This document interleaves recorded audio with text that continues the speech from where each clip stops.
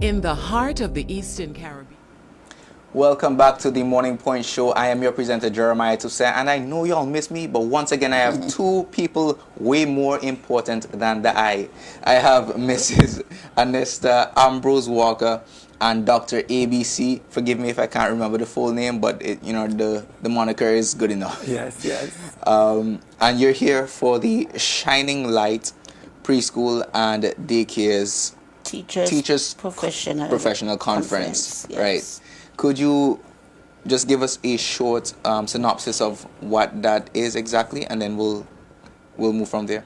Good morning to everyone. I'm Anesta Ambrose Walker, as you heard, and I'm the coordinator and director of Shining Light Daycare and Preschool.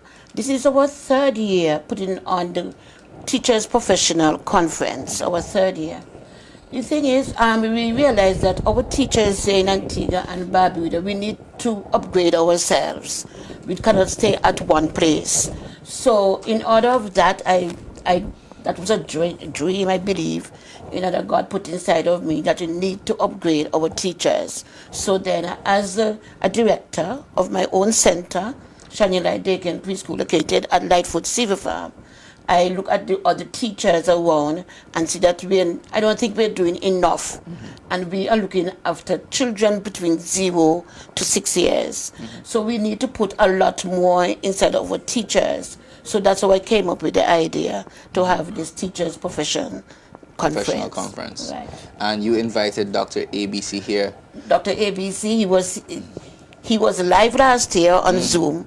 But after that, we said, no, we have to bring him in. So we brought him in. He came in on Sunday, and he's going to be present tomorrow morning. And he is dynamic. You will hear when you talk to him. All right. Very dynamic person. Well, I'll start to talk to Dr. ABC himself. Yes. Thank you. You're coming here for this conference. Kind of give us an idea of who you are, your history, and what role do you play, and why do you see the importance of this coming to Antigua for this specific initiative? Thank you so much. Good morning. I want to make sure I'm looking at the right camera. Straight ahead. Good morning, Antigua. Thank you so much for having me. My name is Andrew B. Campbell, a.k.a. Dr. ABC. So it's not a gimmick. It is my initial, Andrew Bruce Campbell. I'm an assistant professor at the University of Toronto in the School of Education, OISE, the Institute for Studies in Education. I teach teacher ed, school leadership, anything to do with school leadership policy, and focus on equity, inclusion, and that kind of stuff. And so I'm Jamaican originally by birth, but I live in Toronto. I live and work in Toronto. I am honored to be the guest speaker. This is what I do. I'm a teacher's teacher. I've always described myself as a teacher's teacher. So as Anissa talk about teacher development, I always say every single teacher should also be a great student. Right. And so for me, teacher professional development, teacher growth is important, because as a theme this year, the theme is reimagine education, innovation, excellence, and equity. And reimagining education is what do we see? What is our dream? If I should say to every single classroom teacher, and say to every student, and say to every person, including yourself, what is your dream for education? If you were at a power to do limitless things, what would you do for education in Antigua? And that is how we reimagine. I coin a term. I use a term that has become quite popular, which is freedom dreaming. What would a classroom look like if we had the freedom to just do? And when I say freedom, I mean access. I mean resources to just do. But one of the first things we have to do when we think about reimagining education is think about the persons who are carrying that job, which are our teachers. And so it is so important to ensure that our teachers are prepared, engaged, and understand the purpose of where we can take education. And so that is the purpose of a conference like this, and that is where I come in as a keynote speaker, focusing on three things: innovation, equity, and excellence. So what does it look like when we say teacher innovation? What does it look like in an everyday classroom when we say teacher excellence? And what is it demonstrated like in a classroom when we say teacher equity? So that's my focus for my keynote. Okay, I'm poignant. The relationship between the two of you, is it something that has existed for a long time? Did you meet her suddenly? She probably came She to must Toronto. tell that story. Or was she your student? You need to tell that story. Yes. I did my bachelor's of early childhood and family studies online, the global campus. Right. And he was one of He our... was your lecturer. Right. And from then, from the first time he taught us, then I said, wow, he's a great, great man. He do not love people when they come in with C's and B's. You have to always be with the A's. Up with the A's. Yes. That's He said even that an A minus? He's like, maybe the A and the minus, but the B's and the C's is not for him, because we're wasting time. Might have hate me in school. He said we're wasting time. And from then, since in the 2010, 20 so on, I met him, not face to face really, Obviously. not face to face because we're doing online. And then I just follow him all the time from then. I graduated, I went on and do my master's, he was there, and still, then after I have this conference coming up, I said, no, the best person is DR.ABC. And so I messaged him, because I have this contact number and so on. So I messaged him last year, and he said, no problem. We did it on Zoom because he didn't have the time, because he's a man, don't stay at one place, he traveled to Asia, all over the place. So then we did that on Zoom. But last year I said, no, you have to come to Antigua this time. And so he made preparation to come. This is his first time in Antigua, really. Really? Yes, it's first time I in hope you Antigua. enjoy it. Antigua's been good. Okay. It has been good so far. Yes. Excellent. So that is the relationship we have, and then we keep on talking almost every week, via WhatsApp and so on, as 1 or 2 times on Zoom. And I can imagine he had such an influence on you and your teaching style. And, are you an administrator at the Shining Light Academy? Yes. All right. And how long have you had that post? Well, the thing is, that is my business. That is my own business. And I have been teaching now for January coming, going to make me 50 years since I'm doing this, not ABC. 50 years I'm teaching those little people. But my business now open. I have my own business, and that started in 1998. So September now we're going to make it 29, 28 or something, or so years. I have my own business. And how many young people came through your hands? Up to the other day, people just passing and calling me and so on. Sometimes I can't even remember. Remember faces them. change. Yes. Mr. DR.ABC. Yes. Dr.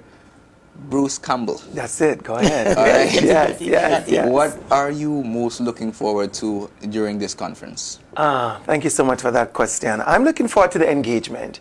I'm looking forward to the learning, but I'm also looking forward to what makes the learning important, and that is the human part of the stuff. I always said in any learning situation, content itself is only 40%. The other 60% has to do with interaction, has to be with the human touch. So I'm looking forward to seeing a day tomorrow of educators and other persons gathering in community. And I always say I'm looking forward to the learning that not only comes from the speaker, but comes from the interaction.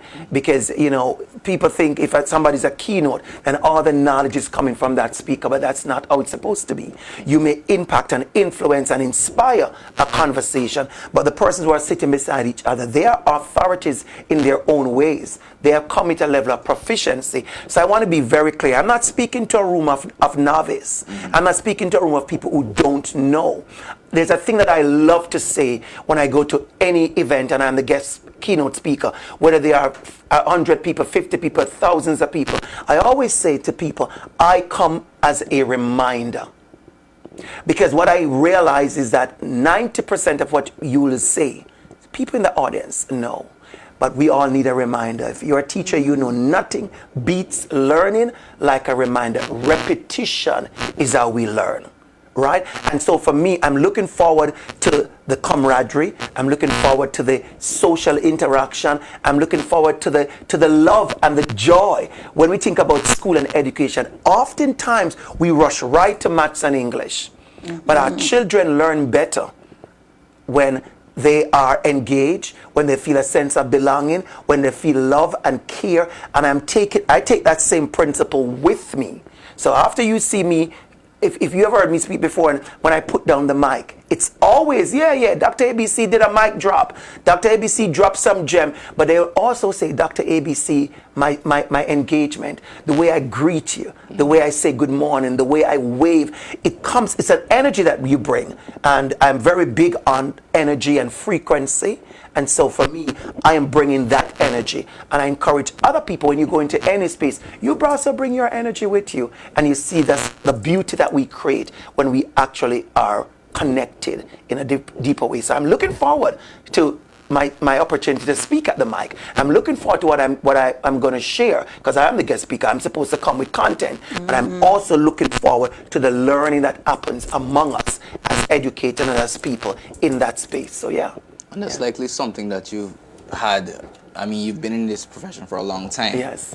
Obviously. And is this, what are the main things that you think you have to hit, or do you generally have to hit when you're having these types of conversations? And that could be thrown to you afterwards as well. Yeah. For me, and I love that question.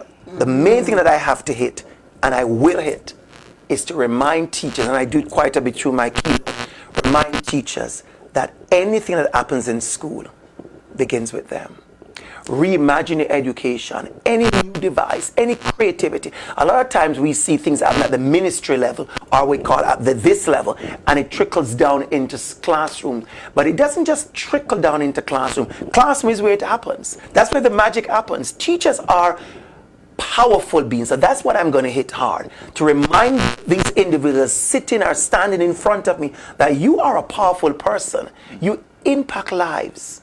I mean, think about the engagement here, is that I'm here today because she saw me online as her lecturer 15 or 16 years ago. That is impact. That is an impact. I'm guarantee I'm not the only person who taught in the space, but I'm one of those persons who has been remembered because of my impact and my influence. And I'm going to be frank with you. I was in Ghana. I've been to Ghana a couple of times, and I'm doing some work on self-decolonization. And it's one of the big questions I was asked is, what kind of ancestor you want to be? And I've made that very clear maybe about 2 years now. I want to be remembered as someone who impacted and inspired, who cared and show up and love.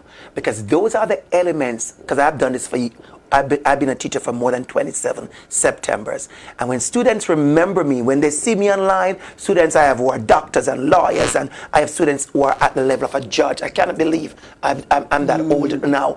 And they would say, hey, Mr. Campbell, hey, sir, I remember you. And they never say, oh, I remember how you taught me maths. I remember when we did improper fraction. They'll also talk about, I remember your laugh in class. Yeah.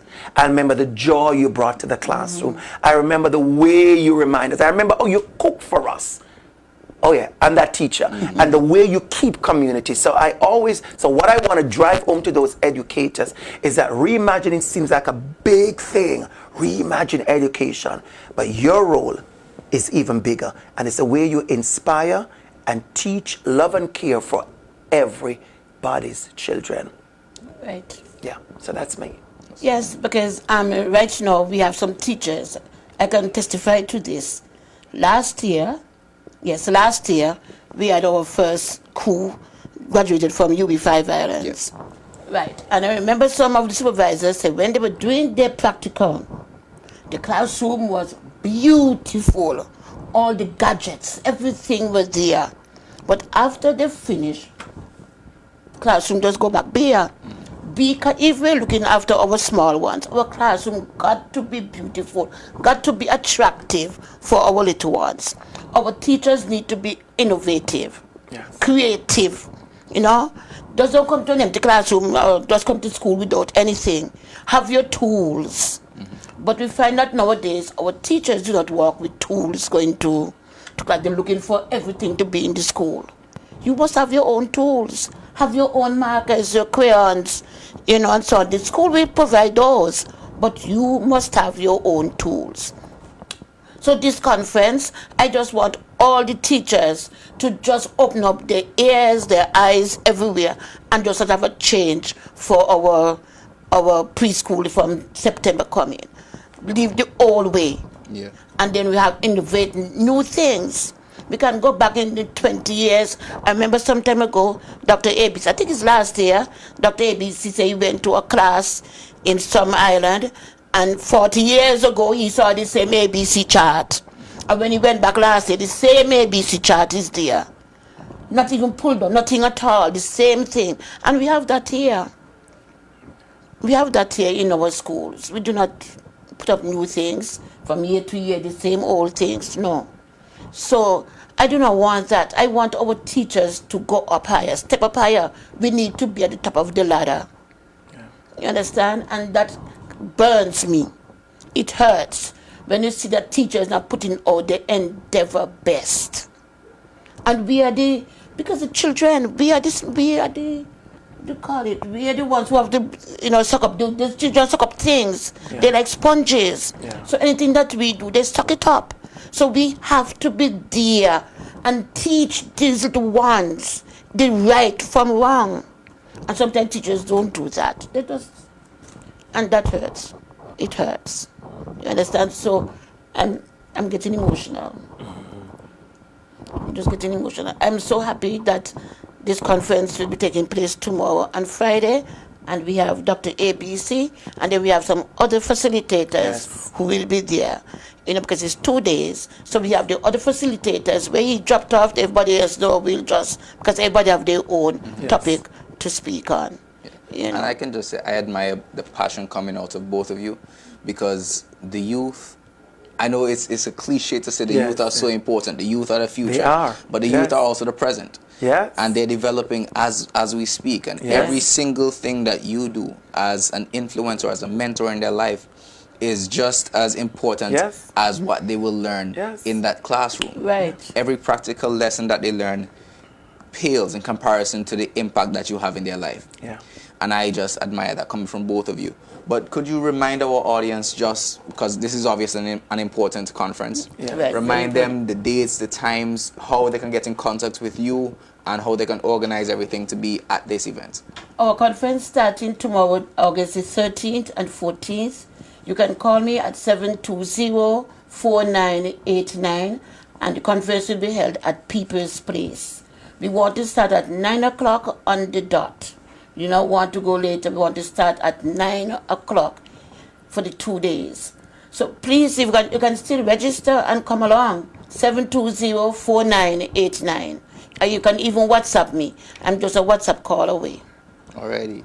Yeah. Any last words for our audience, Dr. Definitely. I want to use my final word to speak directly to teachers, to say to teachers, I want to say thank you to teachers. I know we said a lot about some of the disappointment, but teachers are out there doing an amazing job as well.